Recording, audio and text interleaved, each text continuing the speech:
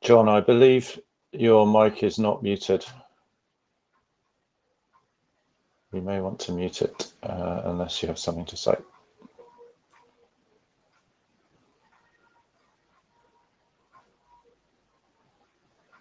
Thank you.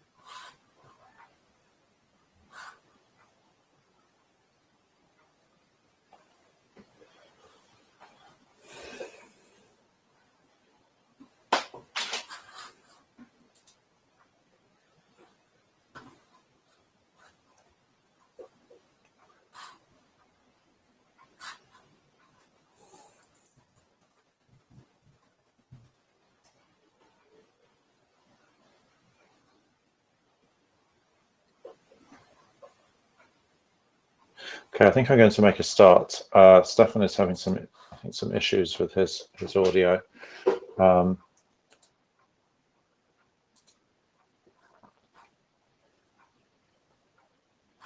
So welcome, folks, to the Bess working group. My name is Matthew Bocci. I'm here with my co-chair, Stefan Nikowski, and our secretary, Mankamana Mishra. This is the notewell that we display at the start of all working group meetings at the IETF. I'll just pause for a moment for you to ponder the notewell.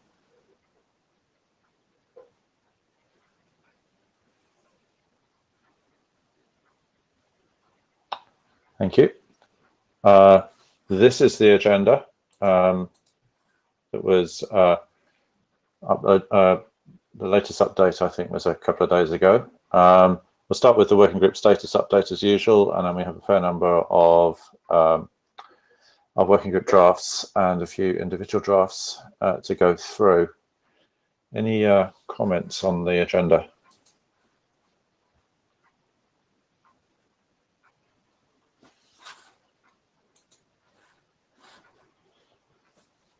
Okay, thank you. So, since the last IETF, we've had a number of RFCs published. Multicast VPN, fast upstream failover, interconnect solution for Ethernet VPN, overlay networks, propagation of ARP and ND flags in an Ethernet VPN, framework and requirements for eVPN OEM, and the BGP control plane for the network service header in SFC. So it's a total of 5 RFCs, so well done working group. We have a couple of drafts in the RFC editor's queue, the eVPN prefix advertisement draft and the MVPN MSDPSA interoperation draft. There are a number of drafts with our AD, Martin, and who's reviewing them and also have gone to wider IESG review. I won't read all of those out. I'll just note that on the first one, the IGMP MLD proxy draft will be updated as soon as possible.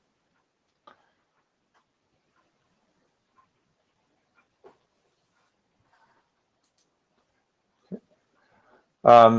5 drafts under document Shepherd's review at the moment. The eVPN IRB multicast draft, the review is currently being written. The eVPN virtual Ethernet segment draft, I think there's a status update on that in the slides that Luke will be presenting in the next slot. The EVPN PrefDF draft, the review has been done. It's waiting on the virtual Ethernet segment draft. EVPN LSP ping, the write-up still has to be done by the shepherd for that. And EVPN unequal load balancing is waiting for a dependent document to progress.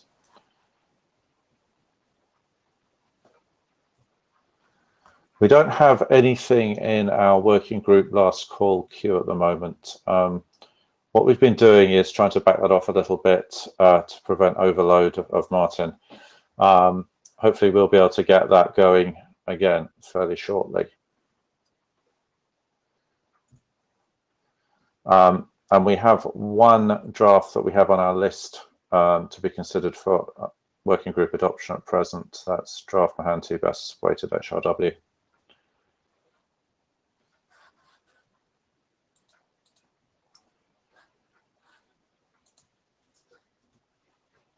Okay, 4D working group documents. Oh, actually, there's a mistake in them. So, Mahanti Bess weighted HRW was adopted. The EVPN L2 gateway protocol was adopted in April. The deployment guide for IPv4 and LRI to IPv6 next hops in April, and EVPN modes interoperability was adopted in April as well. Finally, a quick update on where we are with our working group documents. A number of them are on the agenda: the redundant multicast source, the RFC 7432-BIS draft, the BGP multicast controller draft, EVPN, SR, P2MP, and EVPN FastDF recovery. For EVPN MHPA, the working group last call is in progress. The comments need to be addressed for that. The EVPN Geneve draft, so this is using Geneve as a data plane within EVPN. Sam has updated the draft. It needs to have another round of working group last call to cover off any other comments from the working group. The IPVPN interworking draft. So that one, I think that the IDR chairs just posted a review to the list, and there's a number of comments, detailed comments in that, but obviously the chairs and the authors of this draft need to look at. Thank you very much to the IDR chairs for that.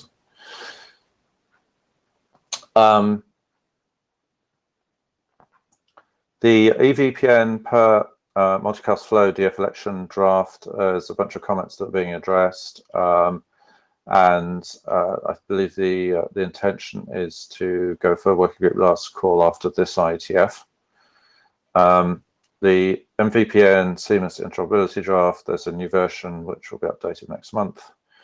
EVPN BFD, the draft is being updated. New version is planned for after this IETF.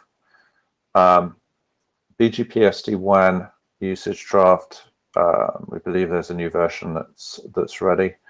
The PBB VPN ISID CMAC flush draft. We understand that there's implementations that now exist of that, and that's ready to progress to the next stage. Likewise, for the EVPN multi-open split horizon draft, that's ready to progress, we believe, to the next stage. The extended EVPN optimized IR draft, from the author's side, we understand it's ready to move forward, but Martin's waiting for the one procedures draft to move ahead. The BGP multicast draft, are there any of the authors that would like to step forward to give us an update on that? Yeah, this is Jeffrey. I can speak about one. So right now, the security consideration section is basically empty. Once we come up with the taxon for that one, we should be able to move forward. Great, thank you. The IRB extended mobility draft, that's been updated after working group last call. We're going to do another short working group last call just to confirm those changes. And Doc has some down references today to other documents, so kind of waiting for those to clear. The EVPN VPWS FXC draft was updated in June. Any of the authors for that care to comment? Yeah, Matthew. This is Patrice from Cisco. Hey, I think for us, the next step would be a work group last call, because we've been updating it based on the latest comment. There was something around the how we map the vid, single tag and double tag. This has been addressed with the latest update. So I think that the next step will be asking for work group last call. Right. Thank you. Finally, we have some Yang models drafts, but the progress on those is kind of stalled at the moment. We really need, if those are going to progress, they need some more action, I think, on those. Jeffrey, you are first in the queue. Hey, this is Jeff Haas. So less so about the L3P model, but the core IDR BGP Yang model, which is effectively a dependency. The BGP Yang model has been getting some targeted focus by the authors of that draft, and it's not done, but is making substantial progress. And a core portion of the work that we've been doing is making sure that module interwork can happen. So we've been looking at modules such as the L3P VPN model to make sure that we can actually apply the extensions in the BGP Yang model to the various Bess models, and that work is moving along. Great, thank you for the update. Okay, and that, I think, concludes the working group document status update, or the working group update as well. Any other comments on that status update? Nope.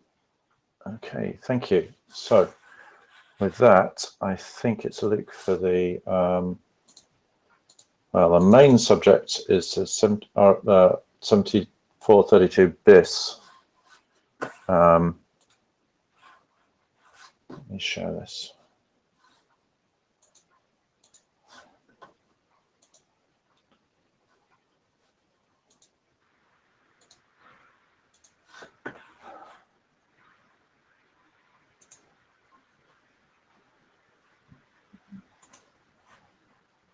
Okay, go ahead, Andre. Yes, hi Matthew, Andre from Cisco. So I have just two beginning or initial slides covering just very quickly port active draft and the VES draft. So I won't be too long on those. So the port active draft is a mature draft, and we have updated it based on clarifying comments received. So in our view, this draft is essentially now ready for working group last call. Yeah. Can you hear me now? Is that yeah, working? We can hear you. Yes, thank you. Oh, okay, cool. Look, Andre, in fact, the working group last call was already raised, and there was a couple of comments to be addressed. Okay, good. So those were the comments by from Anup. I think the one Anup, from yeah, Anup, exactly. if I'm not mistaken. Yes. So as Yeah, soon as so you have said, closed the comments, we can probably close the working group last call. There was also a couple of issues with the IPR answers, but I need to look at the latest emails to see if we got all the replies or not. Okay. Okay. There appears to be a technical glitch. I'm advancing slides and nothing is happening. So I'm going to try resharing this. See what's going on. I can talk to the VS while you do that. It's also a fairly simple update. Okay. So for virtual. Well, I think I can get this working again.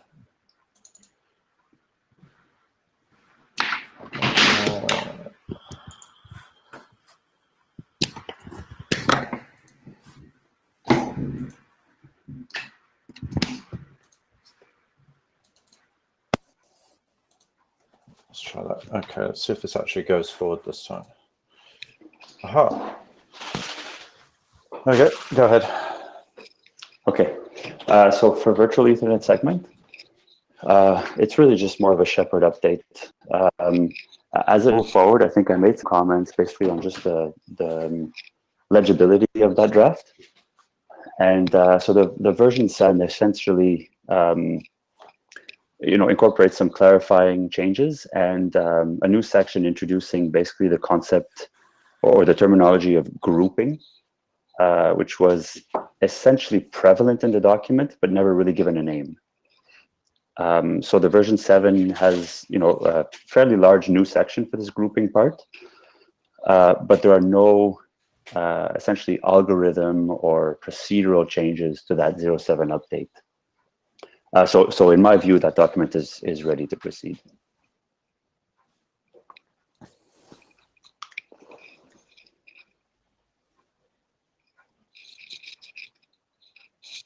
Okay, so for 7432 BIS, I'll just give a brief history in 20 seconds, right?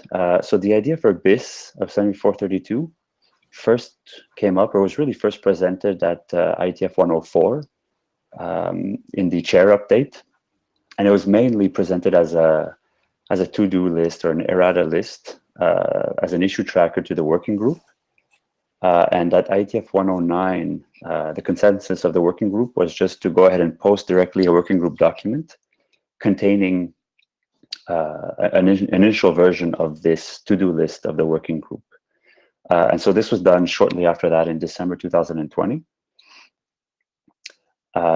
In the spring, this last spring, 2021, I think it was right after IETF 110, I emailed the working group basically asking feedback on that initial 00 version, which thanks to feedback from Sasha, Patrice, Jorge, John, Michael, a 01 version has been posted, and that's what I'm going to be presenting today.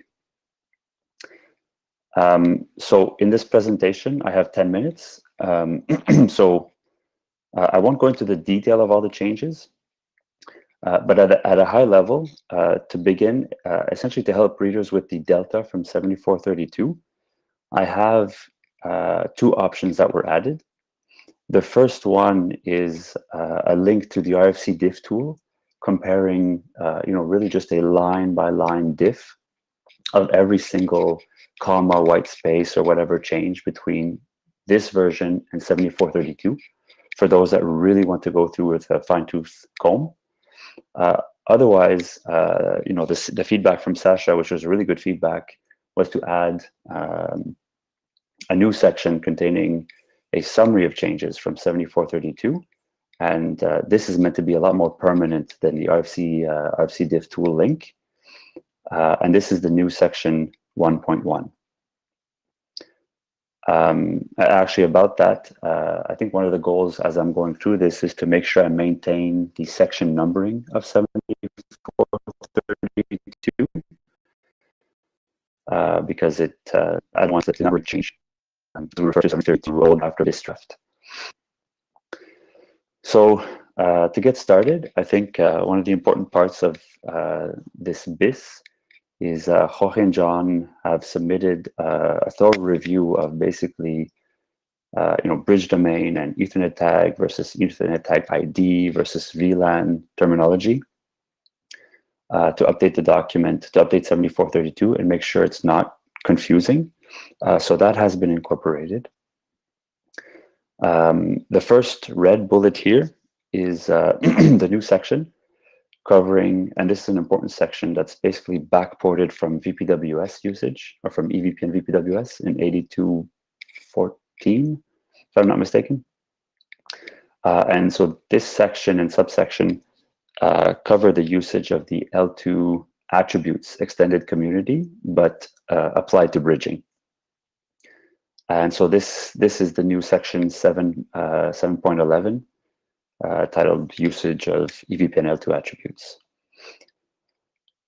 The second red bullet covers an important new section describing priority handling as effectively as a recommendation to BGP speakers. Mainly the new section recommends these bucketized priorities by proposing effectively a grouping of routes by order of importance versus expected scale into essentially P1 or priority 1, priority 2, priority 3 processing orders. And so this new section 7.12 is one that we hope will help meet better fast convergence goals.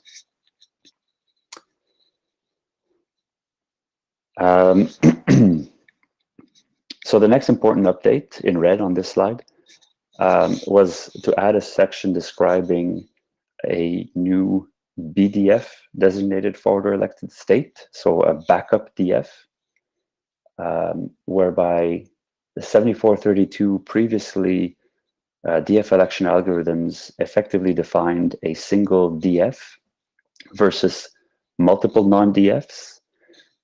Through implementation in the years, basically we found out that there is one particular non-DF that's a little bit more important than the others, in the sense that based on the DF election algorithm, he's basically the next one at bat for DF. So the 7432 BIS adds a new section, or actually just updates section 8.5 to include descriptive language for the difference between this backup DF and non-DF roles to DF election algorithms, and basically proposes that any new algorithm going forward should really define these three states of DF, BDF, and non-DF. Next slide, please.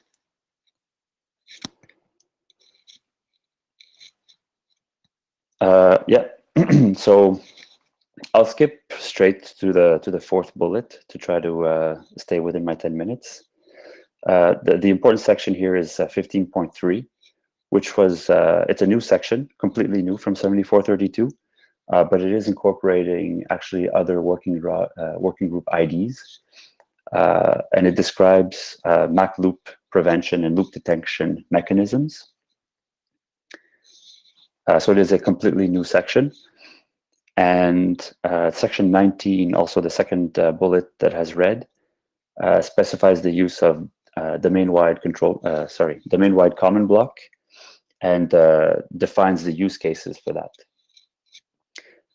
Other than that, so in the 1 minute I have left, there's updates to the flow label usage, inclusion of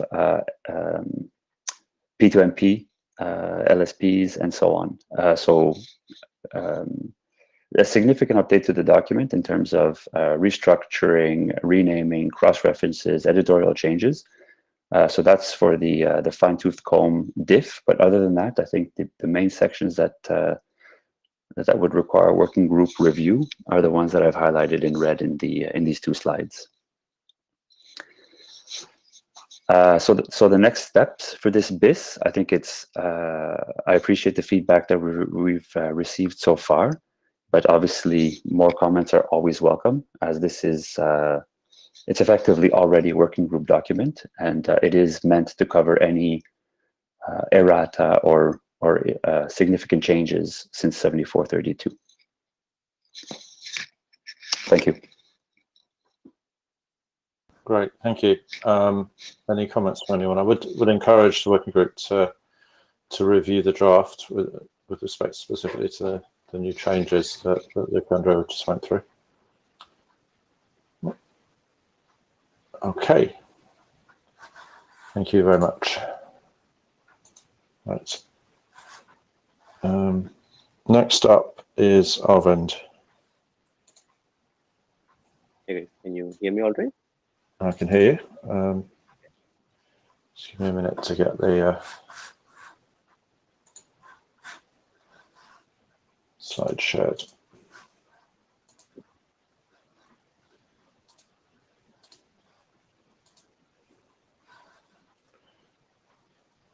Okay. Hello, everyone. My name is Arvind, and I'm here to give you an update on this document that describes procedures for delivering MVPN and EVPN services over an SR network. Next slide, please. So a quick history, the document was originally published in 2019, which included only procedures for MVPN services.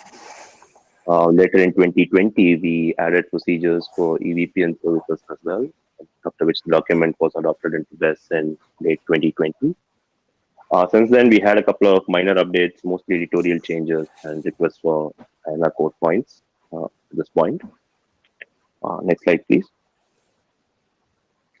So the earlier versions of the document covered procedures for binding MVP and EVPN services to an SRP to MPP tunnel. The significant update that's coming in as part of this version is procedures for binding these services to an ingress replication P tunnel in an SR network. We've added sections to cover both SR-MPLS and SRv6. For SR-MPLS, there's really no new additional procedures required besides what's already defined in RFC 7988. For SRv6, we've defined procedures to attach an SRv6 multicast service set to the BGP, MVP, and auto discovery routes. The SRv6 multicast service set will be signaled using the SRv6 services TLV. And to go with that, we've also defined new SRv6 multicast endpoint behaviors. These are very similar to the dt4, dt6, and dt46 that's already defined in the SRv6 network programming RFC, except for the fact that the difference here is that the lookups will happen in a multicast table.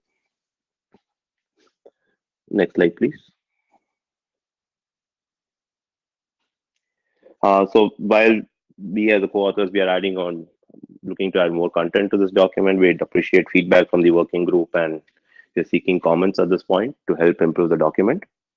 So we welcome that. And with that, I conclude my presentation. If there's any questions, I'll be happy to answer them.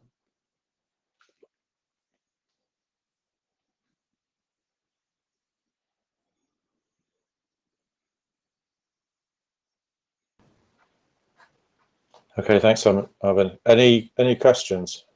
I do not see anybody. Thank you.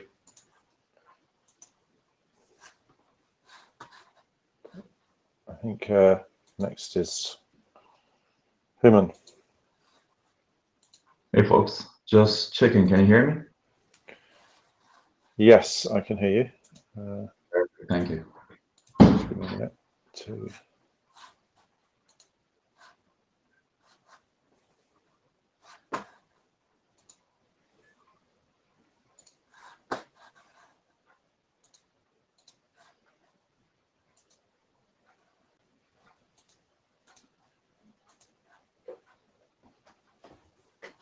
All right, so just to continue for the MVPN, EVPN, SR point to multipoint, we are taking it a step further with the SR point to multipoint policy.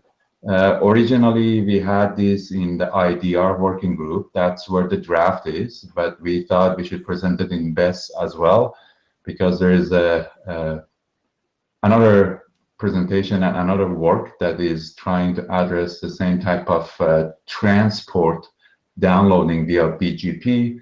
So we wanted everybody to be in sync and understand the both methods. Next slide, please. Or do I have control of it myself? No, it's I've done it. Perfect. So here are the drafts that we are working when it comes to the point to multipoint, SR point to multipoint, or what we call the 3C. There is a replication segment that is already adopted in the Spring. There is the point to multipoint policy itself, as I will go through it, which is within PIM. Again, there's a Yang in a Spring, the MVPN, EVPN. It's adopted within this working group.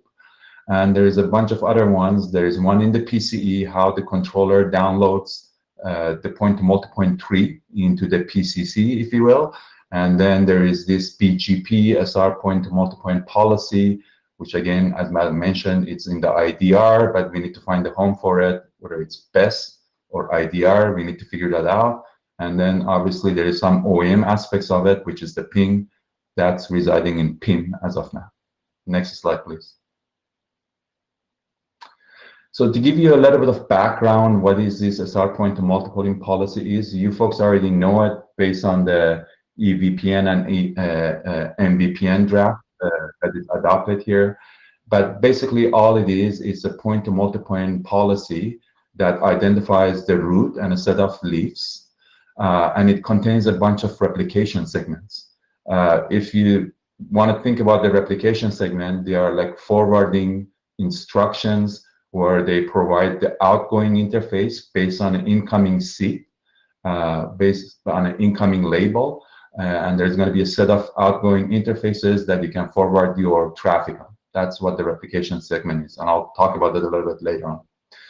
It is identified by a root and tree ID, which is very common when it comes to the point-to-multipoint trees. And there's two ways to initiate this tree. So when I say a tree, obviously I mean it is a transport MPLS path, end-to-end MPLS transport. This is nothing to do with the service itself. The service writes over this. This is an underlay transport point-to-multipoint LSP, if you will.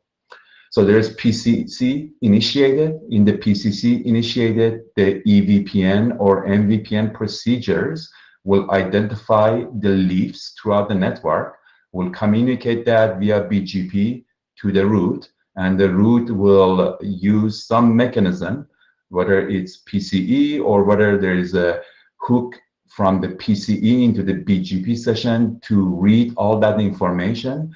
The controller will actually figure out where the roots are, where the leaves are, based on that MPBGP session that is ongoing between the root and the leaves.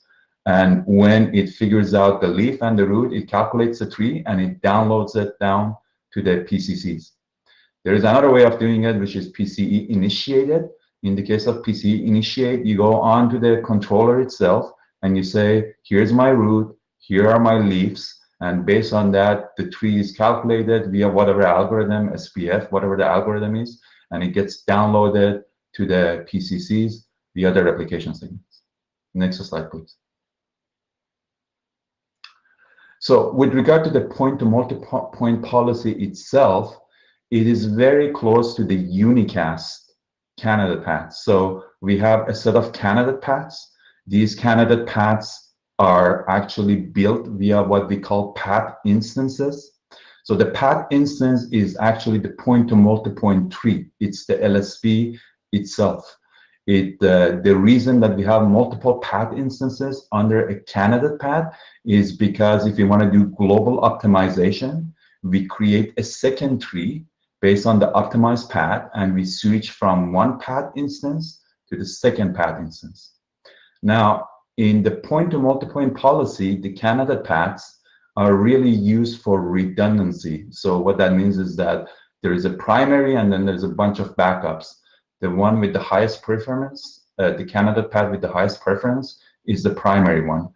In this draft, as you will see later on, we actually propose ECMP2 based on the same TLVs that we are using in the unicast SR policy. So there is a weight, and you will see that we can use that for ECMP purposes. So two candidate paths can have the same weight, and they can be used in an ECMP pair, if you wish so. Next slide, please. So I already talked about this. I'm going to go quickly. When it comes to the replication segment itself, what it is an incoming label and set of instructions for outgoing OIFs, outgoing interfaces. And it's really what the instructions that are residing on the data path is. So it contains the fast reroute information as well. If you want to protect one of your OIFs, you can create a protection next hop to protect that outgoing interface. And it's really the data path instructions to forward the packet for an incoming label to outgoing, for incoming seed, I should say, because SRv6 is actually used here too, to a set of outgoing interfaces. So another point that I want to make here is that the beauty of this replication segment is it doesn't need to be the replication segments. They don't need to be connected on every single node. They can be connected via a unicast SR segment, segment list, if you will. And that's the power of this replication segment. So you could create a replication segment on the root, if you will, and then have unicast segment routing take that packet all the way to the leaf for ingress replication, or connect two replication throughout the network via a unicast segment routing. So if some part of the network doesn't support multicast or replication segment, you can use unicast segment routing to connect these two replication segments together. Next slide, please. So this is what I already talked about. Again, quickly, the root has the point-to-multipoint policy. The point-multipoint policy resides only on the root. It is identified by the root node, leaf node, and the tree ID, by the root ID and the tree ID. And then the replication segments are downloaded via the controller, whether it's PCE or whether this is point-to-multipoint policy that we are talking about. After calculation of the tree, the replication segments are downloaded on every single node, in this case, A, C, D, and E. And in this example, B is not replication segment aware. So as you can see, replication segment A and C are connected via a unicast SR policy, whether it's SR MPLS or SR V6, doesn't matter. You can connect those two replication segments. Next slide, please. So when it comes to the point-to-multipoint policy and BGP, we try to keep the idea very much in line with the unicast SR policy. So we created a new NLRI, which is the point-to-multipoint policy, a new SAFI for that, and we created two route types. These two route types, one is used for point-to-multipoint policy, and the other one is actually used for replication segment. Again, remember, the point-to-multipoint policy is the policy on the root, which is used for steering the traffic into the tree, and the replication segments are actually the data path instructions for incoming SID and set of outgoing OIFs. Next slide, please. I'm not going to go too much into detail here. You can read the draft, but the main idea here for us was to keep the point-to-point policy in line with the unicast draft. And the reason is very simple. If there's already a code that we are using for the unicast SR policy, we just want to extend that code and to that procedures to the point-to-multipoint policy. So again, we download the policies via the candidate paths. And the path instances are, as I mentioned, there are two different path instances for each candidate, active and a standby. Sorry, there are two path instances under each candidate path for global optimization. So this, what you're looking at, is really the route type for the point-to-multipoint policy. And next slide. And this one is the route type for the replication segment. As you can see, we are using the segment list, and under the segment list, you have the different segments listed on it. We are using the weight TLV that is already there on the unicast SR policy. That is optional. And another thing that we added here is the protection on the last segment list. If you can see, there is a protection. And the reason that we added that is most of the time we can use segment routing, unicast segment routing for protection using LFA, TI LFA, remote LFA, whatever is available on the unicast domain. But there could be some cases that there are no unicast segment routing, and you might want to protect one of your outgoing interfaces via a replication segment itself. So you could create, ideally, in theory, you could create a protection LSP, if you will, via a replication segment that protects an outgoing OIF. And that's the reason that we created that extra protection TLV to protect one of those outgoing interfaces on the segment. So you can skip to a slide now, if you will. So that's all about the draft, what it is. Where we are at, as I mentioned, it's in the IDR working group as of now. And we weren't sure whether this work should be in Bess or whether it should be in IDR. We are looking for adaptation, but we are looking for a home for it. We are not sure which one of the working group we should actually put the draft in. That's all I have. Question, comments, please.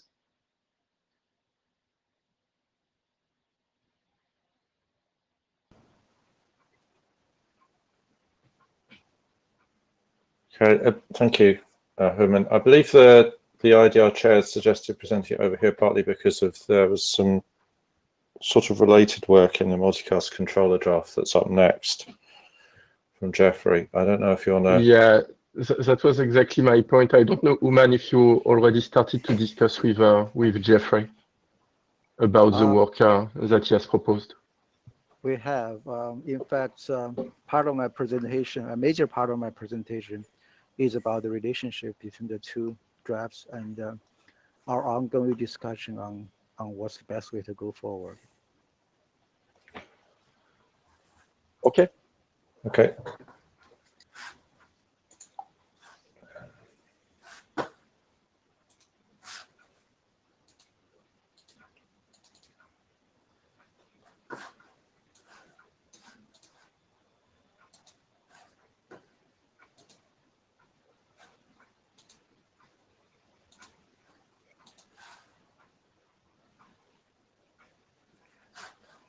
Okay, so this is an update on the BGP multicast signaling from controllers. Next slide, please. So I posted revision 07 recently. I want to talk about the main changes very quickly here and then focus on the relationship between the two options of doing SR P2P signaling. The first big change is that we introduced a new route type, replication state, to replace the leaf AD route type. The main reason is that leaf AD routes gives you the impression that it's tied with the BGP MAP, and that was kind of causing some confusion with people. So now we use this new route type. It serves the same function, and in fact, its format is also very consistent with the leaf AD routes, so that we can maintain a maximum code reuse with other scenarios. But now with this route name change, even if you don't have BGP MAP knowledge, it will not affect understanding and implement this approach. The next change is to clarifications on the BGP and MAP replacement use case. Even though I mentioned earlier that you don't need BGP MAP knowledge to understand the BGP multicast controller approach, on the other hand, this approach can actually be used to replace a distributed BGP MAP approach. The details are in the spec. It's already in the spec in the draft before, so I will not talk about details here. And then finally, about SRP2MP signaling, Woman just gave a very good summary on what SRP2MP is and how it could be signaled using an SRP2MP policy that is very similar to the SRP2P policy. Now, another approach is in this BGP controller draft, which I call it's a BGP MCAST. So let me just skip to the some information about these two approaches. Next slide, please.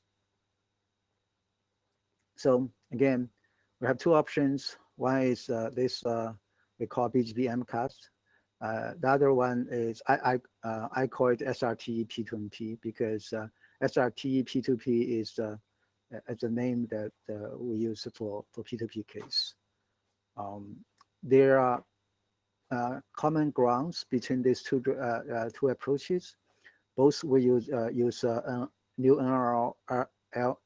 NLRI route types in new Sapphire to program the replication segments information onto the tree nodes. They both use tunnel encapsulation attributes, TEA, to encode the forwarding information. Next slide, please. Now, for BGP MCAS, the one thing that I want to emphasize is it covers both IP multicast, MLTP tunnel, and SRP2B tunnel, and also label identifier trees. So it's not just the SRP2MP.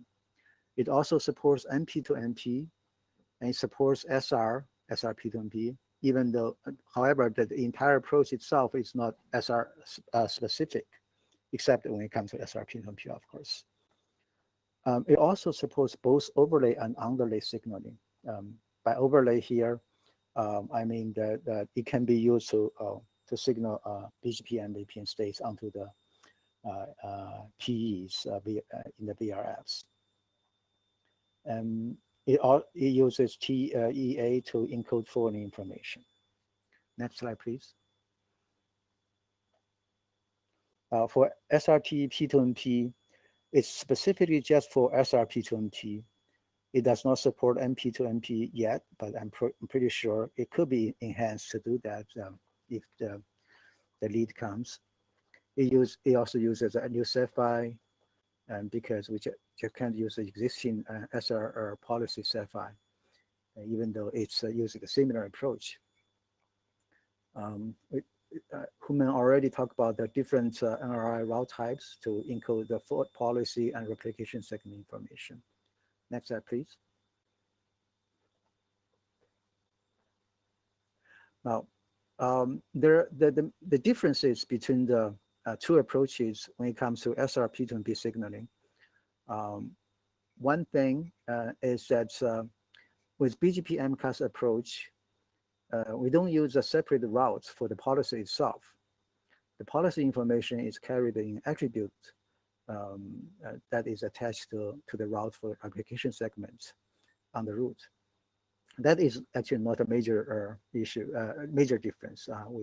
That can be reconciled. The major difference is in the tunnel encapsulation attributes. As a woman mentioned, when it comes to SRT P2MP, it's similar to the P2P case. Policy information is encoded in a tunnel encapsulation attributes attached to the route. And all the replication branches are encoded in a single tunnel in the tunnel encapsulation attribute. For BGP MCAS, in my view, it's more aligned with the traditional tunnel encapsulation attributes. It does not carry policy information in the TEA. And all those branches, each branch, replication branch, is actually a TEA tunnel. I'll explain that a little bit further. Next slide, please. So a quick review on the tunnel encapsulation attributes. In the initial unicast use case, the egress router advertises a BGP route. That route has a TEA attached. That TEA could encode a bunch of tunnels. So each TLV in a TEA is a tunnel. The ingress router will resolve the routes using the tunnels instead of protocol next hop in the route update. Now, let's say the TEA has 3 tunnels in it, then the ingress router will ECMP or load balancing traffic out of all those listed tunnels. That's the initial TEA for the unicast case. Now, when it comes to SRT P2P, a P2P policy is candidate path is to a destination address, and traffic to that destination can be ECMP or load balanced out of several segment lists. So, but those segment lists are encoded as sub-TLVs of a single P2P policy tunnel instead of treating them as different tunnels in the TEA. my understanding is that this is done because the policy information has to, because the TEA's, each TLV in a TEA is a tunnel. So the policy information cannot be encoded as a tunnel. And so to do that, you have to use a single tunnel that has policy information as TLV, sub-TLVs of that tunnel. And the and other segment is also the sub-TLVs in the tunnel. Next slide, please. So when this is extended to the P2MP, a similar thing, a model is taken.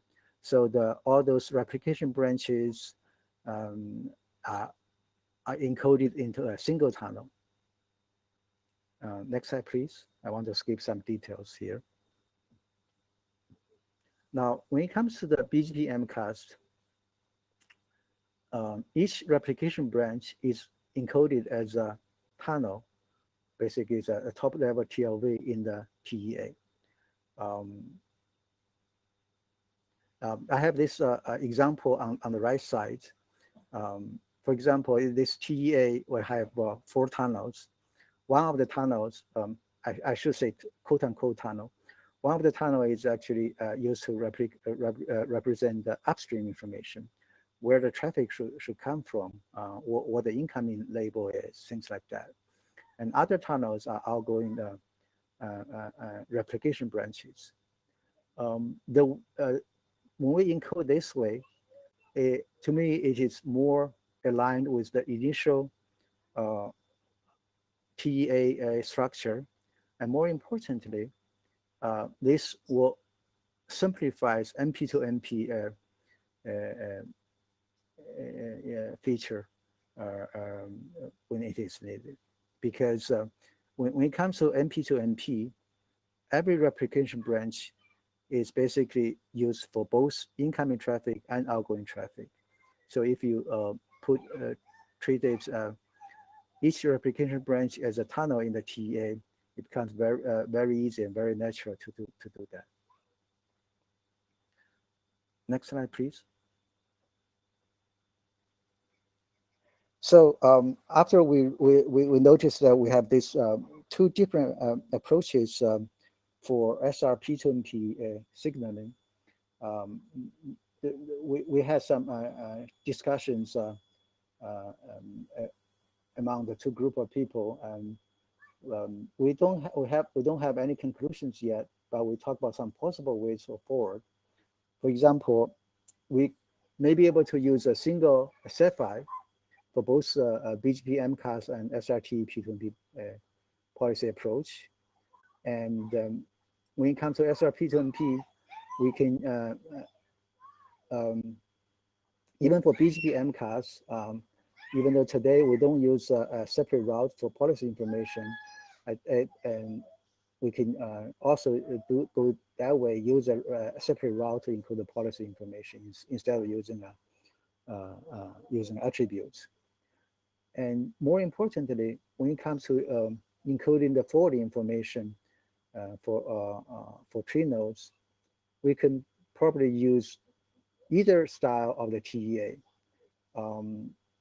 For BGP, the BGP MCAS way is that we use tunnels of basically top-level TLVs in the TEA as replication branches, and or you can do it the SRT P2MP way, where we only the TEA only has a single tunnel, and that single tunnel will encode multiple downstream nodes, and for each downstream node, you can have different segments to reach that downstream nodes.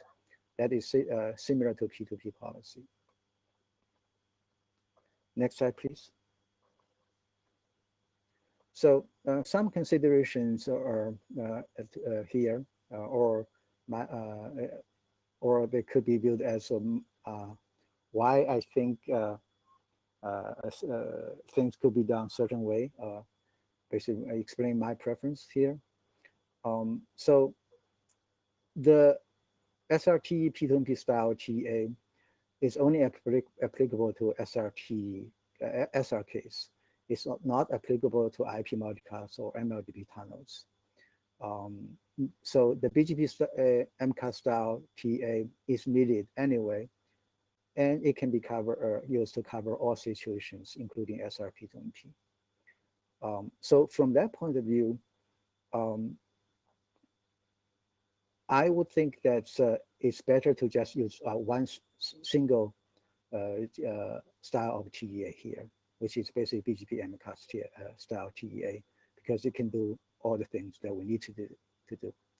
But now, why I can understand that why we want to retain the SRT P2P style, because if you don't care about other scenarios, like you don't think you ever need IP multicast or MLP tunnel signal from the controllers, and you only care about SRP to MP, and you already have the SRT P2P implementation, then going with the SRT P2P style is fine. I do want to point out that that means that we have to duplicate the effort in both standards and implementation, as long as we need to support controller signal IP multicast or controller signal MLDP tunnel. So from that point of view, I would prefer to have a single style, but I'm fine with keep supporting both styles. So now the next question is, do we want to have a single document to cover both, or just keep them separate? Because the only difference here is just the style of the TEAs. Again, my preference would be to have a single document, but I'm fine with having a separate to keep them separate. It's up to the working group to decide. So this is my consideration or my preference here. Next slide, please. Yeah, we are getting out of time, Jeffrey. Yeah. If you can conclude very quickly. Yes. So we don't have any conclusions yet. We want to see comments, and I do want to point out that the BGP MCAS spec can and should proceed on its own. It is self-sufficient and cover all the scenarios, but while it's proceed on its own, we will have the considerations for sharing CFI and route types with the SRT P2MP, and with consideration for potential merge from that the other approach. That's just that's about it. Again, we want to seek comments from the working group. Okay, thank you. Susan, you were first in the queue. Comment toward the last one and toward this one, toward new NORIs that are more than just a prefix. You will find in my review today of another draft, I noted that we found some errors with RFC 7606 with the error handling that aren't, excuse me, some errors with the embedded NLRIs, that is the NLRIs with a route target or something in front of them passing through that did RFC 7606 doesn't really cover. The IDR chairs are suggesting that we might want to have a generic discussion of that in IDR so that all these drafts which are working on this can handle the error processing in a sort of update to 7606. That is why the previous authors may have heard the suggestion to go toward IDR.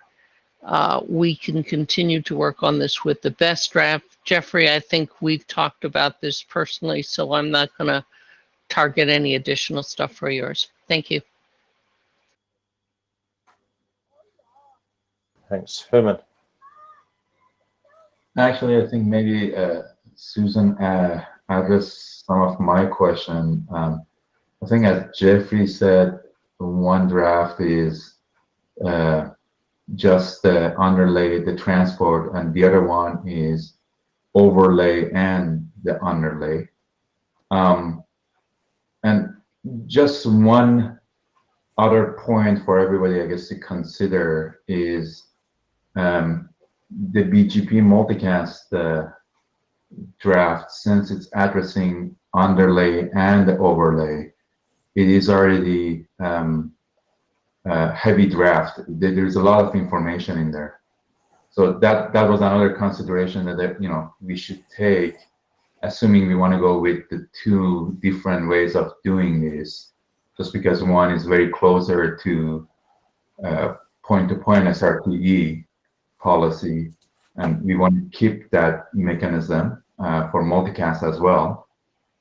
Then coming up with a single draft, it just becomes a question that how digestible is that single draft. If it's cramping the overlay, the underlay, multiple ways of doing the underlay, it becomes a hard digesting type of draft. So my comment about that is that overlay underlay, the BGP multicast draft itself is actually does not make any difference between those two. It just happens that the same approach can be used for BGP and VPN as well. If you put that aside, all you say is how do you use BGP signaling to set up multicast forwarding state. So overlay underlay, there is really no difference. And as whether which group is best for this spec, because of overlay and underlay difference. I think I probably don't have time to explain why this was started in the Bess working group, but I'll send out email explaining the history on this. For the chair's comment, my comment about error handling was independent of underlay or overlay. It's about getting the right error handling to work for the BGP protocol. So I'm not suggesting one is better than the other, or this doesn't apply to both. It does apply to both, that we want to get the error handling when it passes through BGP right. Thank you. Okay. Kia, can you make your comment very quick, please? And I think we need to cut the line because we're running about 10 minutes over. We are really out of time, Matthew.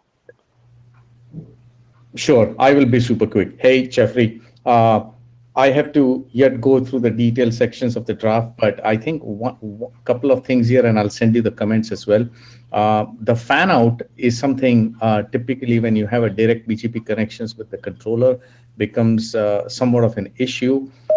And I don't know how you're planning to handle maybe some text there. And then if this is going to be a direct BGP connection with single hop, I also don't know what you have done in here to prevent flowing of these updates from one BGP connection to another. I'm assuming because you're using SRTE, all the rules, or rather that SAFI, all the rules apply here.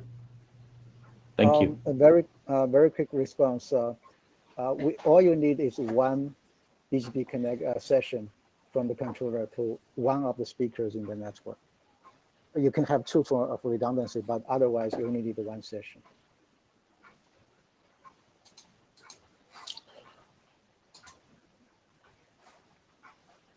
Okay, folks, thank you very much. I think we need to move on now. Next one's going. All right. Can you hear? Hi, my name is Gian Mishra, and I'm with Verizon, and I'm providing an update for the draft IPv4 NLRI with IPv6 next hop deployment guide. Next slide.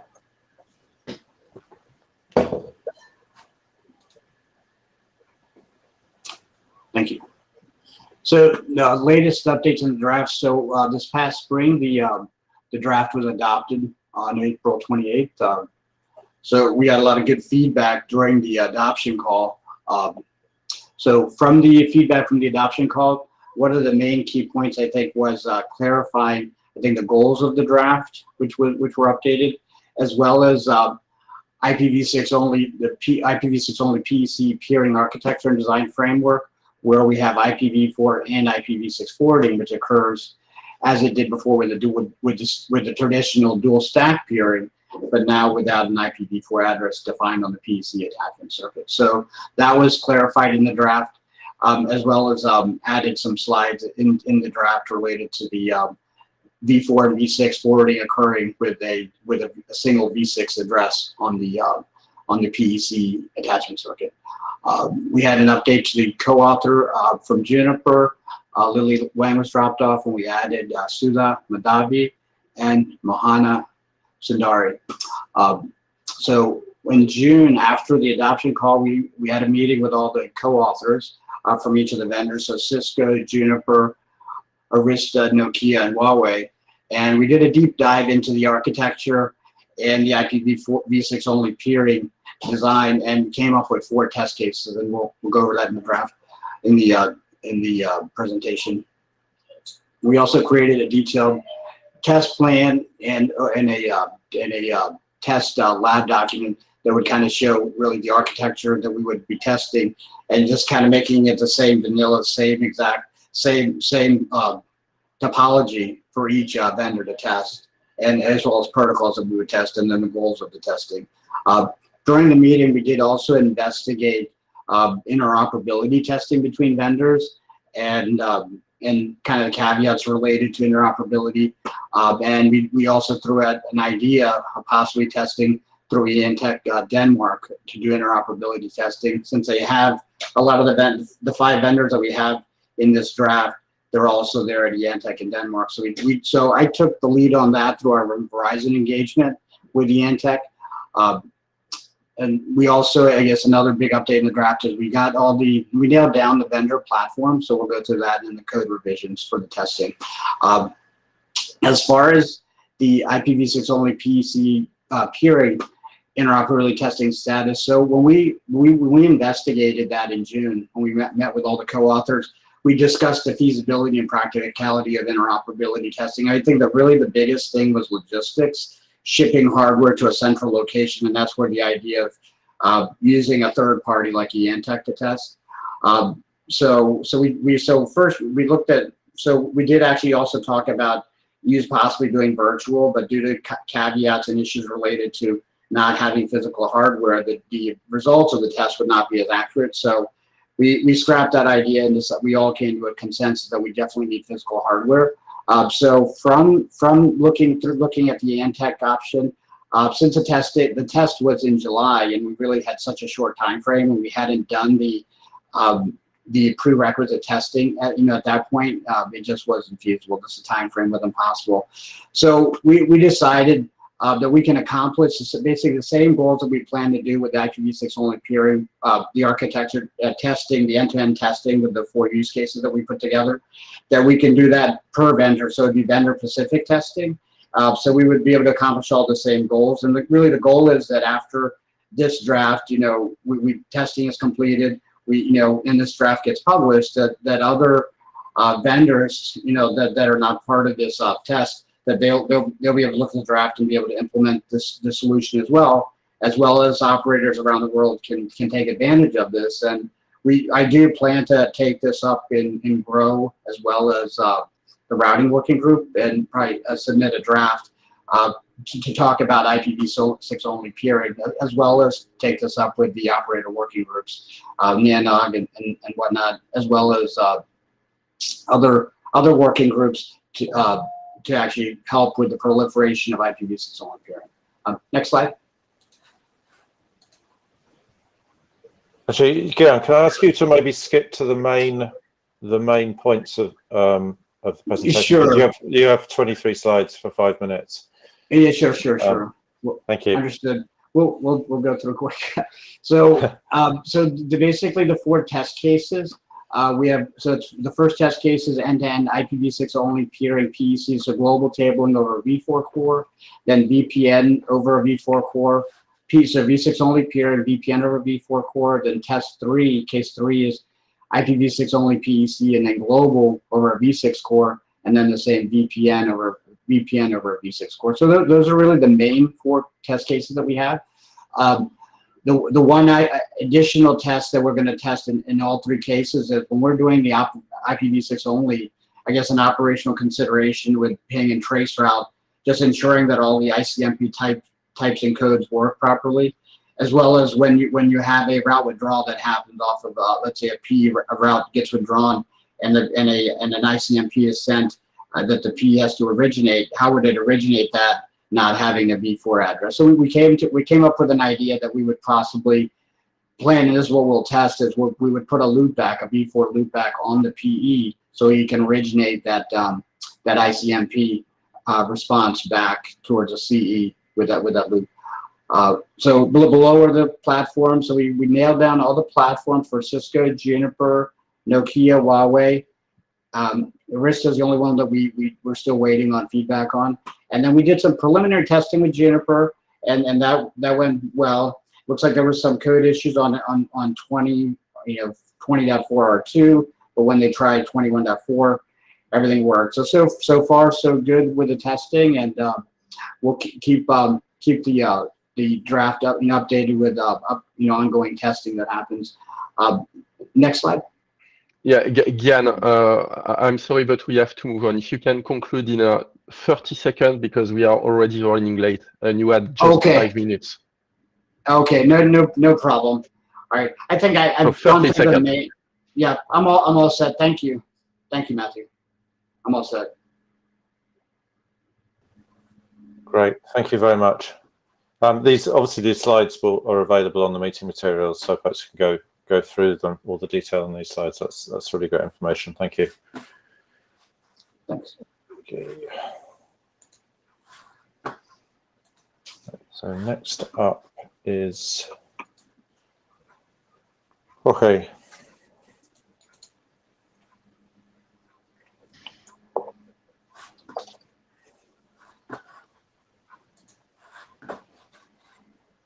Can you hear me? Yes, thank you. Let's, lots of clicks to share anything. Yep. Thank you, Matthew. Hi, everyone. This is a short update about the multicast source redundancy in EVPN networks draft. Can you go to the next slide, please? Yeah, short agenda. Going to talk about the changes in revision 1 and next steps. Next slide, please. Yeah, short refresh. This is about having a multicast redundancy solution with redundant sources connected to a different or same PE, and being those sources a single home or a multi-home, same or different broadcast domain. And here we introduce the concept of the single flow group, which means that the multicast stream is sourced from different source IP, but the actual content is the same. So this solution actually finds a way to avoid packet duplication and provide the redundancy needed. Next slide, please. The draft was already adopted. We already discussed it a number of times. We incorporated feedback from the working group. So this revision, what it's doing is fixing a few typos and minor things, and adding a new section, factor 1, that is talking about the advertisement of the DCB labels. The DCB labels, or domain-wide common block labels, are used in the one of the solutions in the draft, in the hot standby solution, and this is used to identify the traffic coming from the Ethernet segments that are attached to the redundant sources. The reason why we needed this section here is because the MVP and EVPN accreditation label draft, which defines the DCB labels, assumes that these DCB labels for Ethernet segments can only be used in a very limited number of cases. So in this section, basically, we extend the use of DCB labels so that they are completely independent of the PMSI label that you advertise in the IMEC or SPMC route. So now we can use it along with classification, PMC trees, and they can be used even if the the PTA attribute does not use a DCB label. Next slide, please. So we're still seeking for more working group feedback. And then we realized we need to add some more clarifications about the use of context label space ID extended communities along with this draft, because there were some things that were not 100% clear. So we would do that. And after that, the document will be closed to be done. And that's it. Thanks. Any comments on that document? Let's move on to the next one then.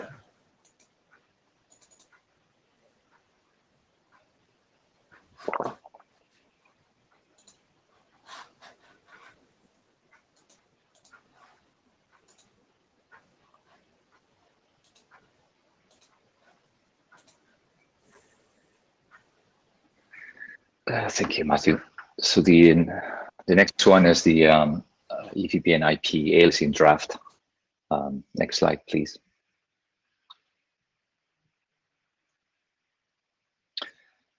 So we'll talk about three things: short introduction, the use cases that we are covering in revision 2 of the draft, and conclusions and next steps. Next slide, please.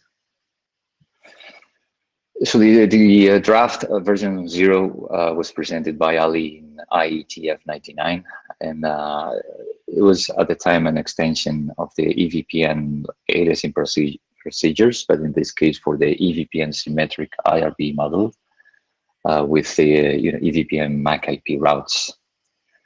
Then we added in version 1, we added support for EVPN prefixed routes.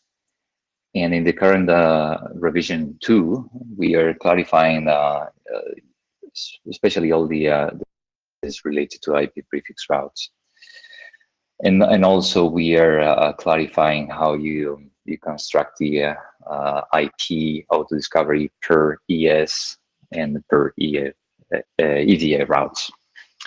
Next slide, please. So this is just a short refresh of the RFC 7432 aliasing procedures at layer 2. So when you do it at layer 3 is pretty much an extension of this. So if you look at this diagram, basically the 3 leaf routers are attached to the same broadcast domain. And then you have leaf 1 and 2 attached to the Ethernet segment 1. So when C1 sends some traffic, we learn the MAC address on leaf 1, for instance, due to the hashing. Now leaf 1 will advertise a MAC IP route with the Ethernet segment identifier in the next hop. But at the same time, you have both leaf 1 and 2 advertising or indicating that they are attached to the same Ethernet segment. And for that, we have the AD per ES and per EVI routes, as you know from 7432. Now with those routes, basically leaf 5 is able to install MAC1 associated to an Ethernet segment destination that is resolved to leaf 1 and leaf 2.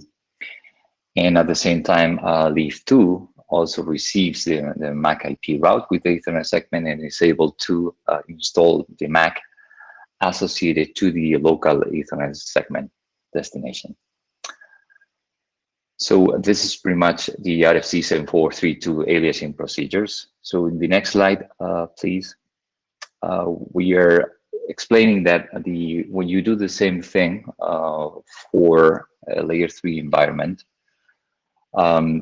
basically the procedures are pretty similar to the layer 2 case. In this case, you have the 3 leaves they are attached to the same tenant, so they have an IP VRF configured. And leaf 1 and leaf 2 are attached to the same broadcast domain where the Ethernet segment is hosted.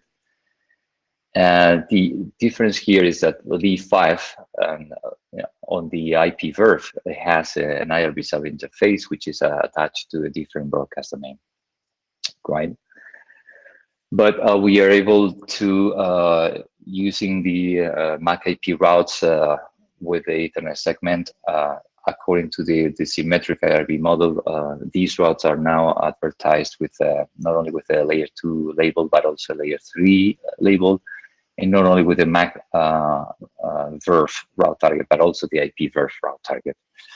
So with that information, we are able to install that, as a host route in the IP VRF of leaf 5, and also we are able to synchronize that on leaf 2 in the IP VRF.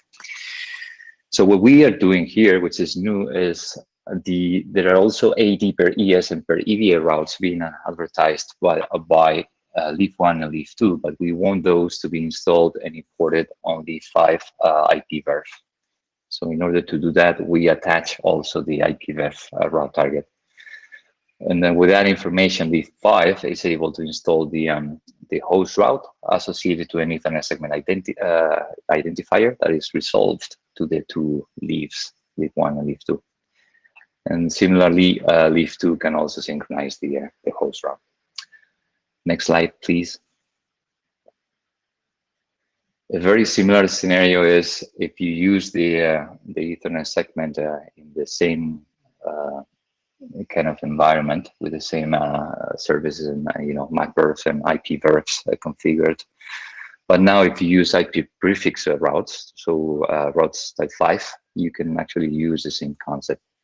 So now when you learn the MAC IP of the host behind CE1, you populate a host route in leaf 1, you can advertise IP prefix route also tagged with the Ethernet segment identifier, right? And we do the same thing with the IP AD per ES and per EVA routes.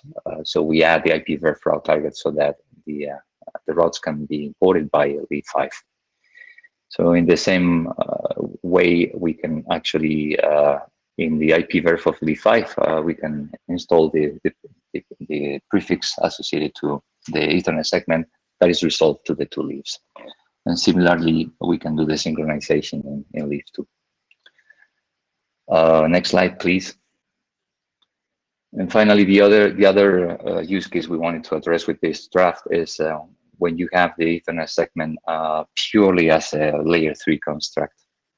In this case, the Ethernet segment is not associated to a group of links, of physical links, but it's a virtual Ethernet segment associated to the loopback of a multi-rack VNF that is attached to a bunch of leaves.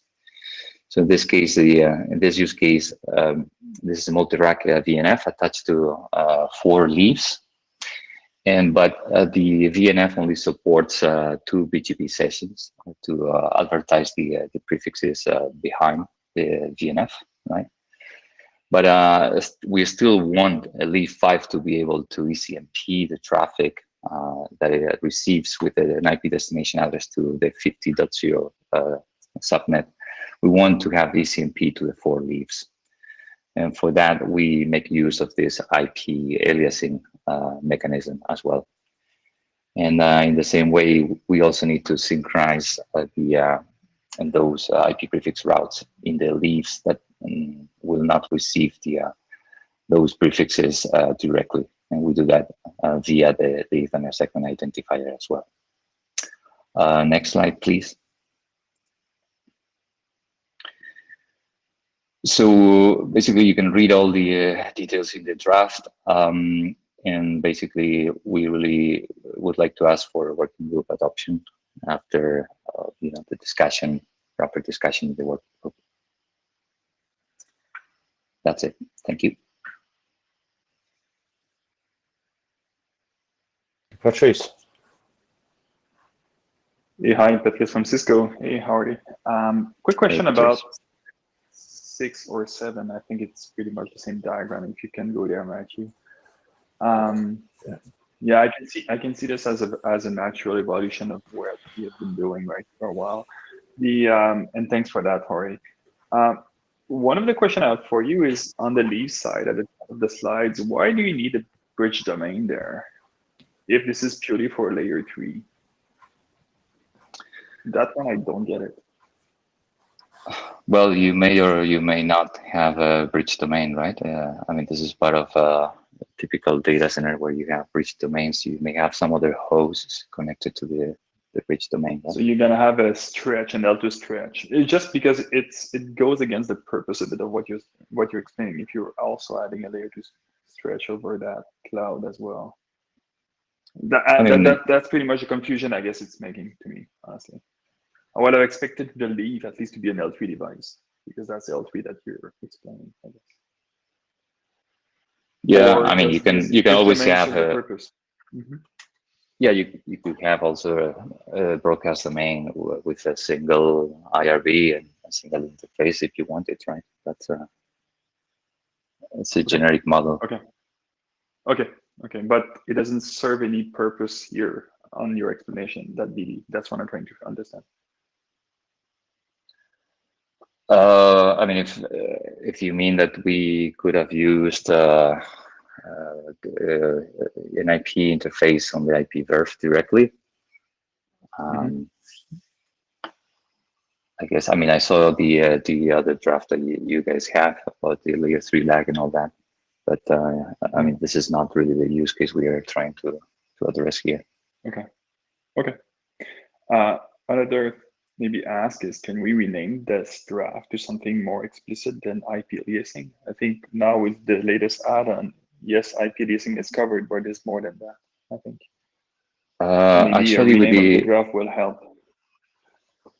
The name of the draft itself, because after the last bunch of edits that and John, especially John, made, we actually changed the title. If you go into the draft now, the title is probably more precise. If we can change the name itself, yeah, I'm not sure. Probably it's a bit of hassle, and especially if you are following up on the draft. Yeah. Okay. Thanks. Yeah. Thank you. Okay. Thank you. Patrice, you are next up. All right, I'm Patrice, Cisco System. So today we're going to just go over three drafts. So Matthew, are you going to share it, or you want me to share? Yeah, it just takes. Okay, sorry. Quite sorry. Again, no, it just takes an awful lot of clicks in Meet Echo to do this. There you go. All right. So this first one, which is EVP and AC aware bundling, it's we put an updated version recently on behalf of these authors, Cisco and Nokia and Juniper, and it has been reviewed also by everyone on the parties. I guess if we go to the next slide, I think just a quick refresh about what we are trying to achieve here. All right. So basically, it's really a problem when you have EVPN with symmetric IRB and you have multiple VLANs, right, coming from the same ESI inside your bridge domain. Like I show here, you have bundles, right, feeding two different routers, and they all have VLAN 10, 20, and 30 feeding that bridge domain. So you will see that there's like packet coming from the CE, go to the left side, and will get learned and sent over the IRB towards the guy at the top, right, with the broadcast domain B3. And what is happening here is that we're going to be learning the MAC, right, and inside the B1, and we're going to say, oh, that MAC is associated with the B1.1.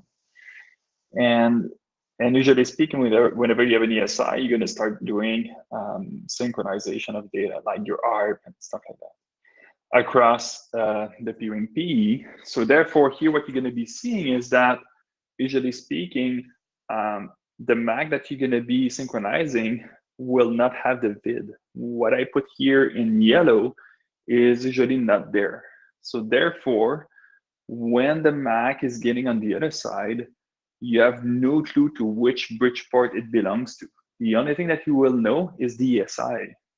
And whenever you're updating your MAC forwarding table, you won't know, should I point to a VLAN 10, a 20, or 30, because all the traffic coming from your RRB is on tag. So as soon as you have traffic north-south, well, basically the right side would not get resolved properly. You have no clue where to go, and that would not work. So what this graph is doing is just adding an XCOM to the route to specify to which VLAN that MAC is belonging to.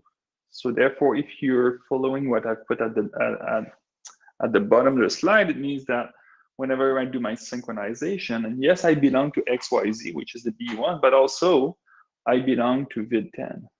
So therefore, I can put the MAC1 and B1.1 on the right side of the bridge domain, and you can just forward the traffic from the RB to the right things. So that's pretty much what this graph is about. So next slide, you can skip it. I said there was a problem here in the in the order of the slide, so keep moving. Okay, let's go to the next one. So as a next step, so we are shipping, Cisco is shipping this this solution to several customers, and it works very, very well. It's also like a multi-vendor draft. So what I would like to see is if people has more comments and also work group adoption. It's kind of well overdue. Question, Swadesh?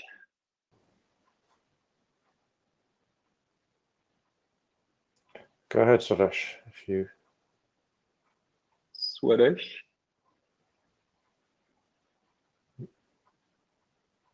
All right, okay, let's keep moving then. Yeah, sorry, are you able to hear me now? Yes. Yeah. Sorry, yeah, I was speaking on mute. So isn't this an errata for the base draft? Even though it proposes that service, it will not work in such environment, or do you think it's a new draft? That's the question I have. Yeah, good question. So let me take that. May I take that question? Yeah, please, Ali.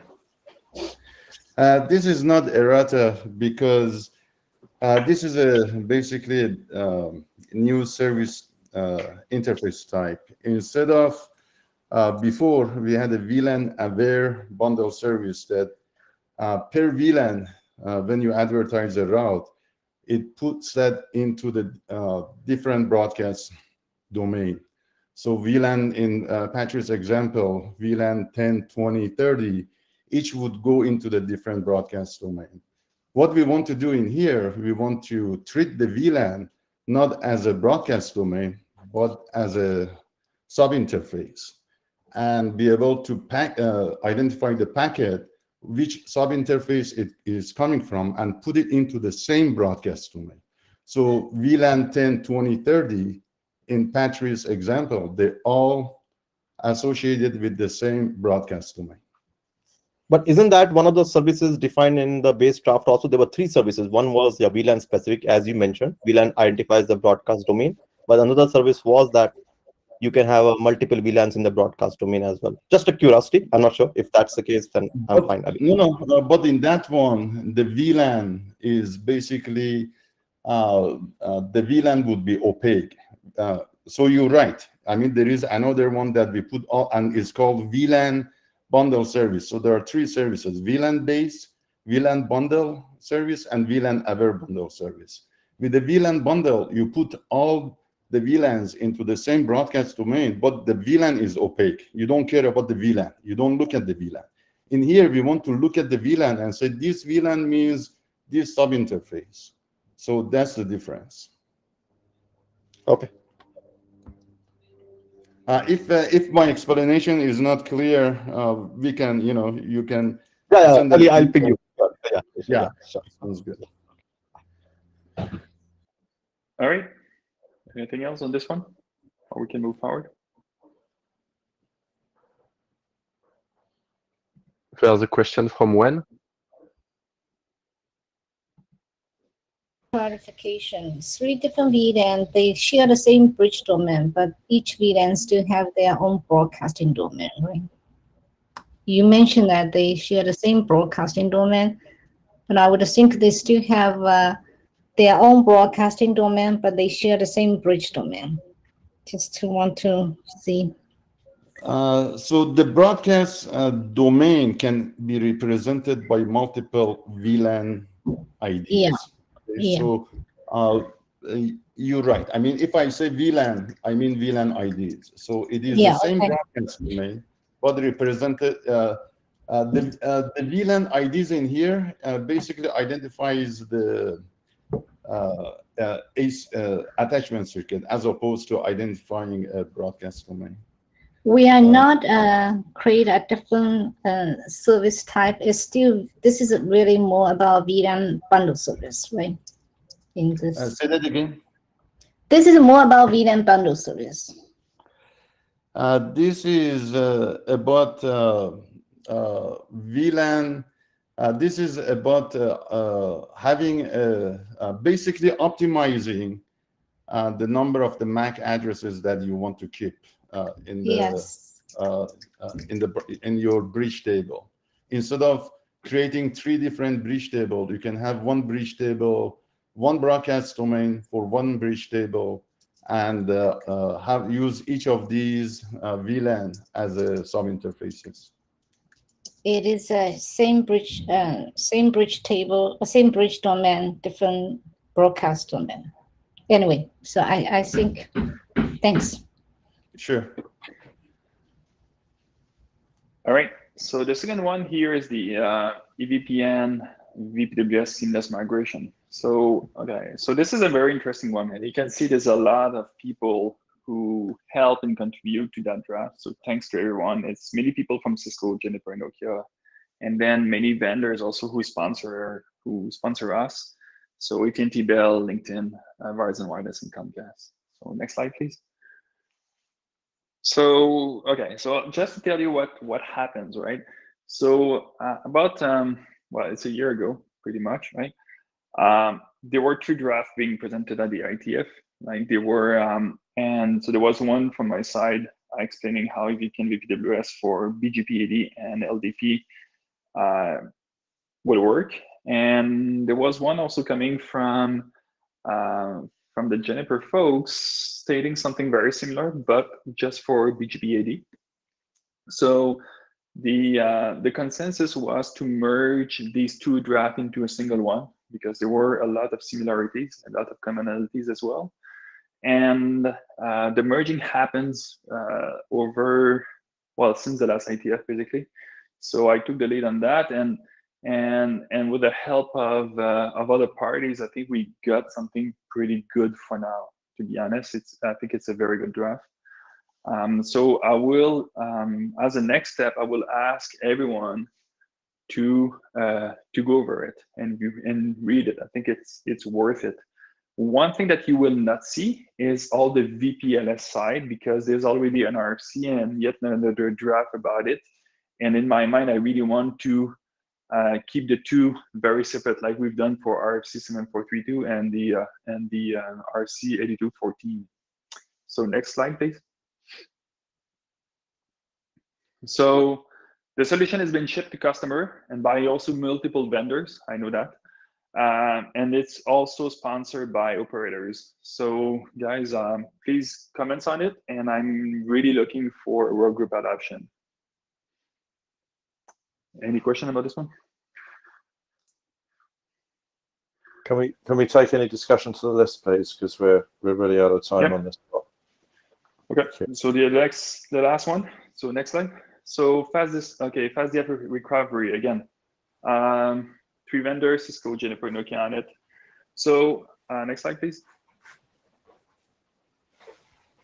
Perfect. So the initial proposal, there was 2 approaches being discussed there or being explained.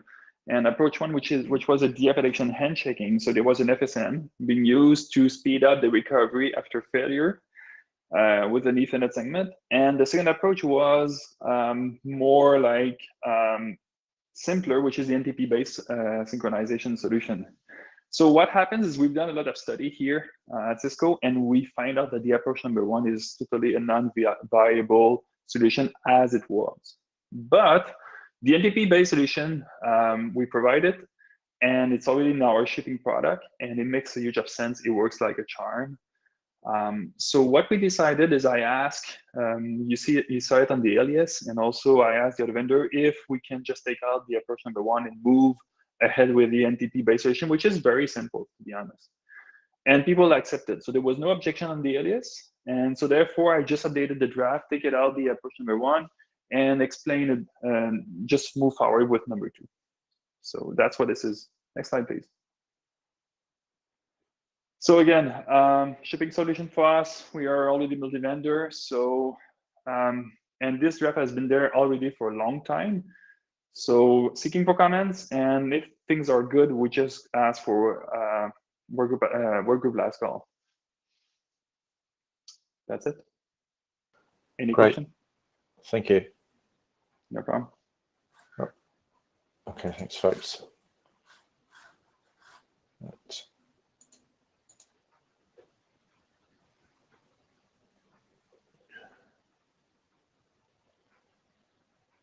Michael, I think you are the next one. Hi, am I audible? Yeah, and welcome. Oh, thank you. Your first presentation, isn't it? It is, yes. First time learning and first time presenting, so yeah. Good luck.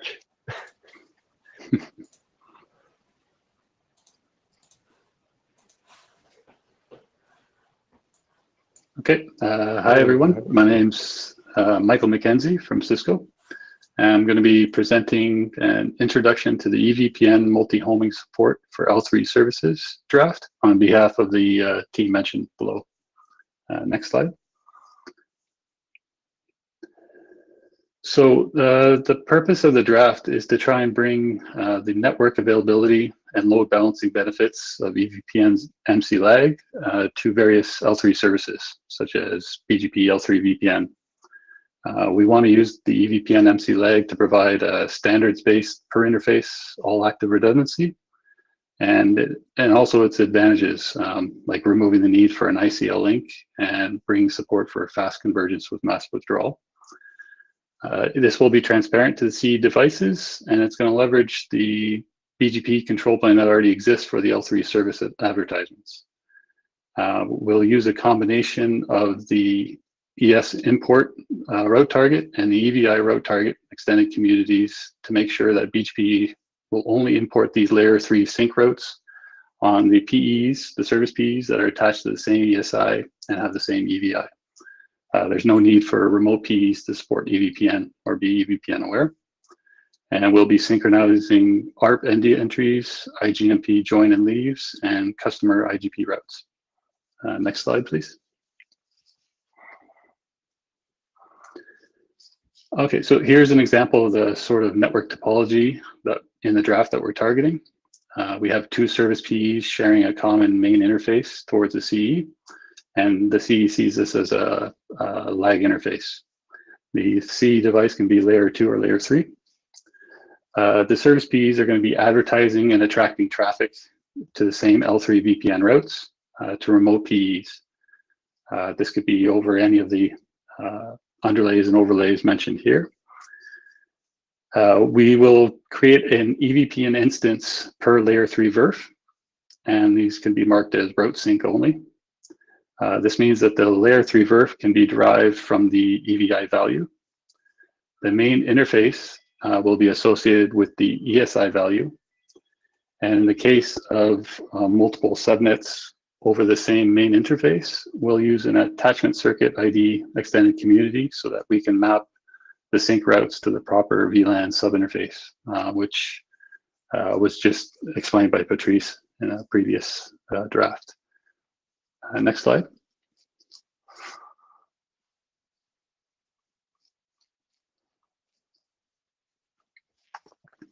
Okay, so this slide tries to describe the different route syncs that are going to be required and the route types that we'll use to do that. So for example, in the case of the BGP L3 VPN, both these service PEs will be advertising the local routes towards the CE. This gives load balancing through BGP multipath support, but it means that each PE now needs to have the adjacency information in order to forward the packets. And with the hashing rules of the CE, it could be that only one service PE will hear the ARP ND responses. So we'll use a route type 2 IP MAC to synchronize these ARP entries or ND entries between the two service PEs. Because this is a route sync only EVI, really MAC only route type sync is not needed. Similar for multicast services, the hashing rules mean the CE may only provide IGMP join and leaves to the non-multicast designated router. So we'll use the route type 7 and 8 to synchronize these IGMP join and leaves between the service PEs.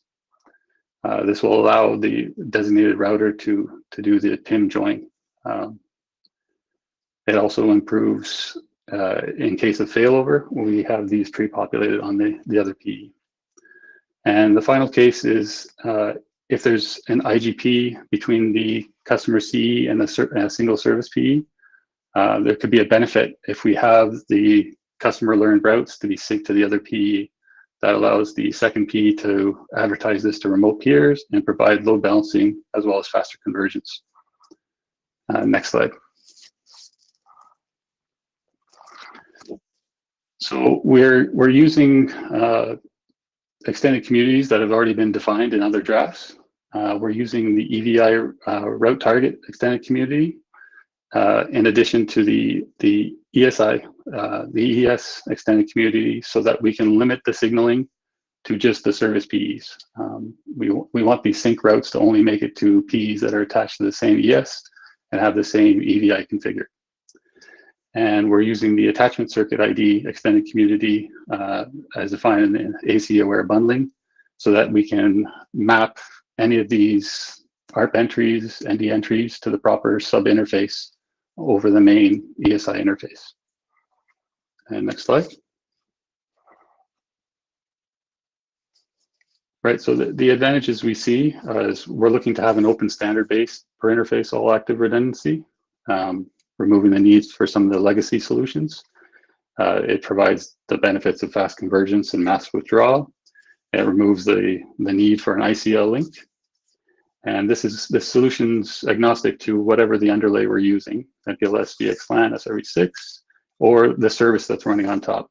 L3 VPN is the main service we're using as examples in the draft.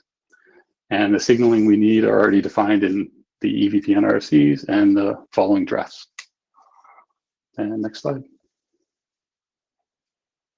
So we're requesting the work group to provide some feedback. We're interested in any ideas and questions. We can answer those as well.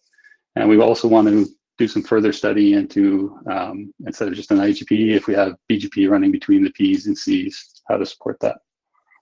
And then I open it up to questions. Well, Matthew, I'm not sure that we have time for questions. We just have 10 minutes left and one slot more. Yeah, okay, could you take it to the list, please? I think any further discussion on this should be on the list due to our time constraints. Thanks. So the last one I think we have time for is Kaliraj.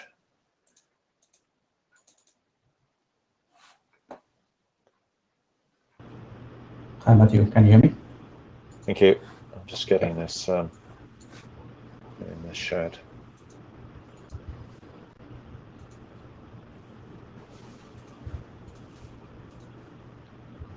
There we go. So yeah, so what I'm going to talk about today is mechanism to solve two problems in seamless MPLS networks. One is the scaling, the other one is like convergence. Next slide, please. So just like I explained just now, there are two problems, scaling and the convergence in large MPLS, seamless MPLS networks. And the solution is based on a new address family in BGP called MPLS namespaces. Today, we have like three options for doing inter-AS options, so option A, B, C. So this is, you can consider it as a combination of option B and option C.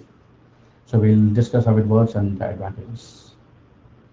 Next, please. So the goal is, so basically in any seamless MPLS network, the LO0 or the loopback of every PE is actually reachable on every border node that does next hop self. And we have MPLS route and next hop scale on all the border nodes and ingress service nodes proportional to the number of nodes in the network and also ECMP across them. So the goal is to reduce the number of protocol next hop that are visible to be a function of the number of regions instead of the number of routers itself. And this will improve the scaling properties of the border nodes and service nodes as a whole. And it also improves the convergence properties of the network by detecting and repairing traffic much closer to the failure. So that failure does not propagate end to end. So following two slides, I just have an example of the topology that we're going to follow. Next slide, please. So here we just explain what is the scale problem. So basically we show here an example of region 1 and a remote region 2. And region 1 has like 100 PEs, which may have some service deployed on them. And it is advertising the label VL5, for example, with the loopback of PE1, and the label to reach the PE1 is the LPE1.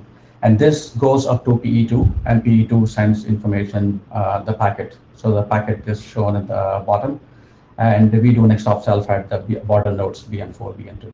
So here we see that PE2 will have to have the forwarding state of all the 100 PEs, and as well as the BNs. So this is the explosion of scaling problem. Next slide, please. So here it just explains what the convergence problem. When PE1 goes down, the withdrawal that PE1 has gone down has to propagate until PE2, after which PE2 can do a pick repair to choose the PE2 prime will choose PE2. So how do we shorten this convergence time so that repair happens at BN1 itself? Next slide, please.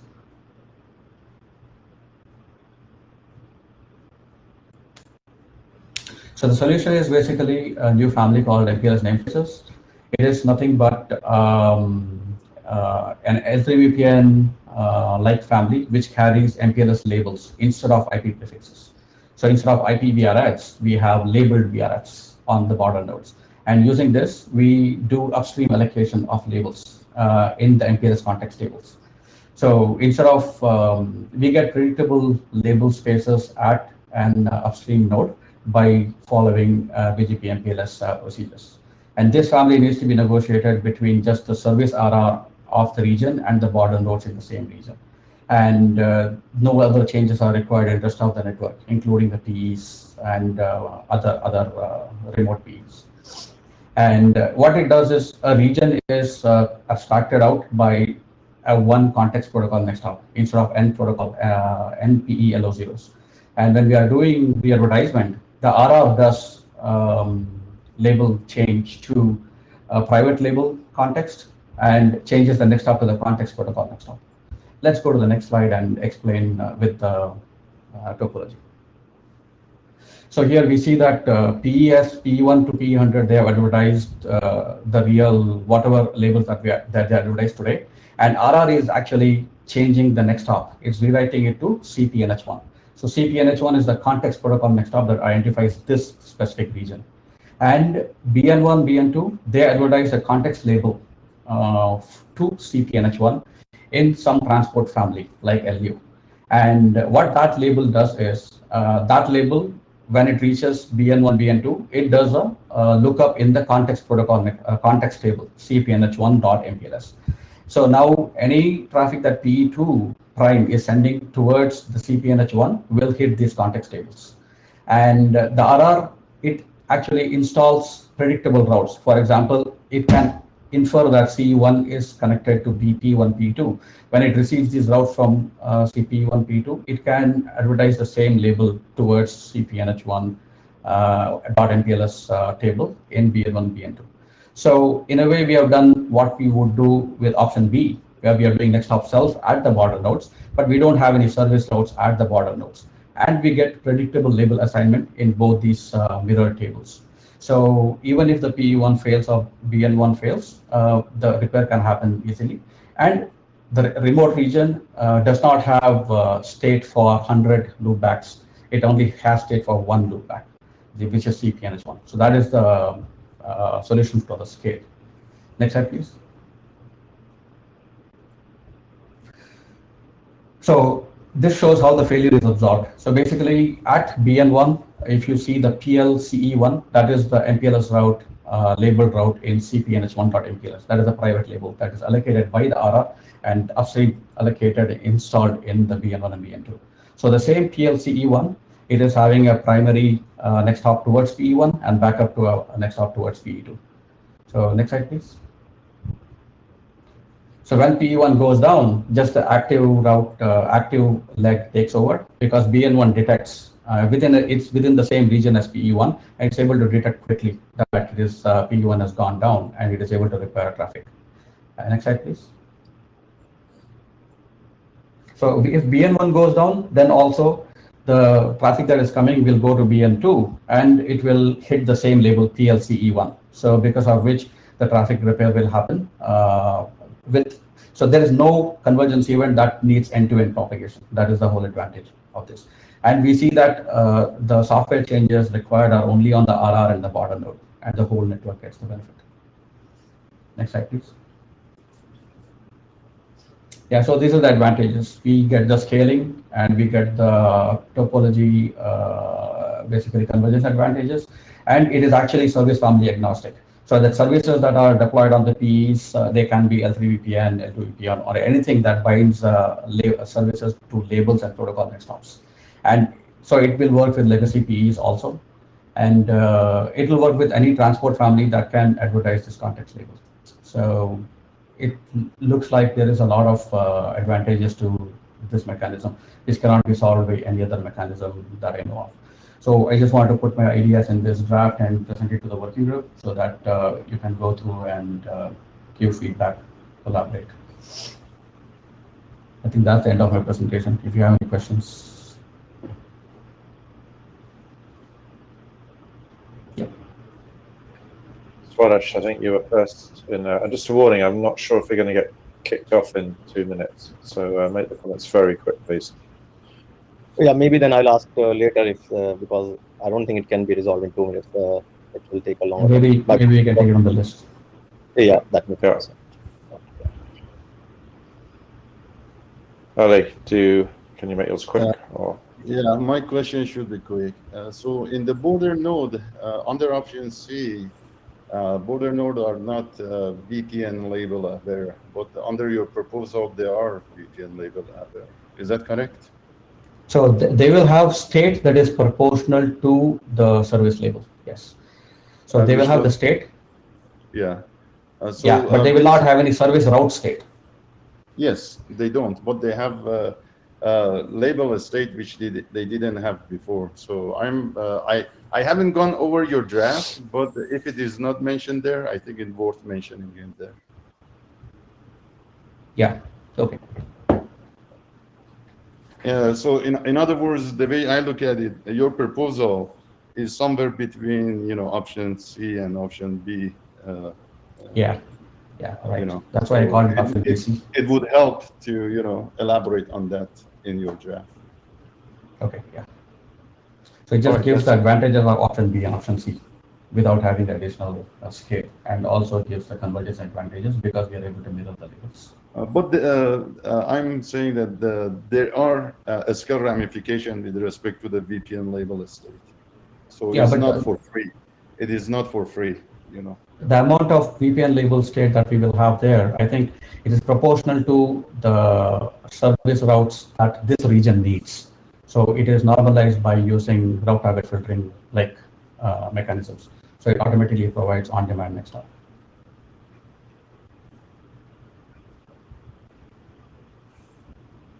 Okay. So if I need the service route, I will have that. Yeah. I mean, I'm sorry, your voice came up choppy, so I couldn't hear quite what you're saying, and our time is up, so maybe we'll take it. You can take it on the list. Yeah. Thank you. Great. Okay. Thank you for the opportunity. thank you very much, everyone, and hopefully see you. If not, then hear from you at the next IETF. Thank you. Bye. Thank you.